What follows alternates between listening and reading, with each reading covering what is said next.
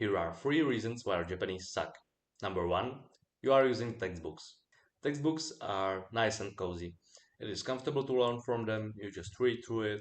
You are on page number 20, 21, 22. As you finish it, you are better in Japanese. Nice. But real life is not like that. You have to listen to people speak Japanese if you want to be able to speak Japanese. But in textbooks, they teach you only how to write and how to write formally. In real life, Japanese people like to shorten sentences and omit particles, omit words, shorten words, and do a lot of shortening so they can sound natural and conversation is easier for them. For example, a sentence that textbook would teach you, Watashi wa terebi o miteiru. I'm watching TV. Japanese person would say, terebi miteru.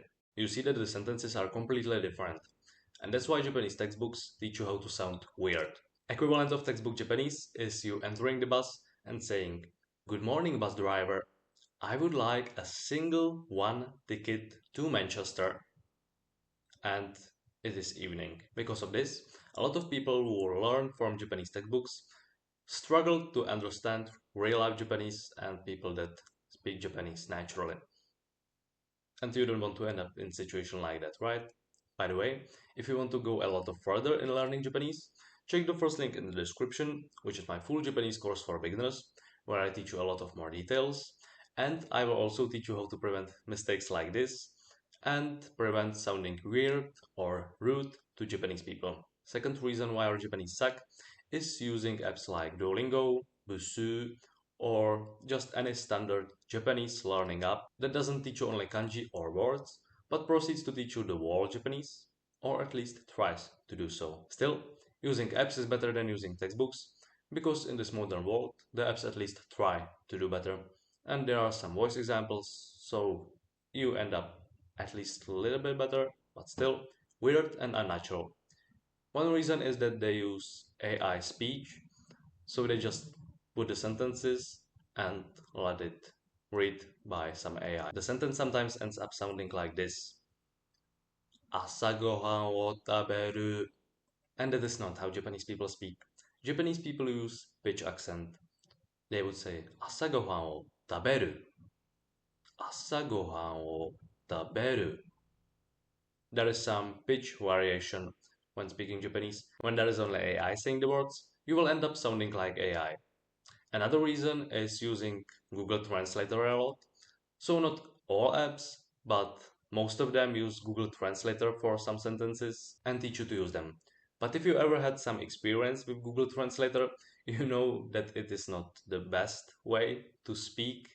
If you just put a sentence in translator and say it, basically you don't want to be speaking any language like it's translated by Google Translator. But the apps don't give a fuck about you.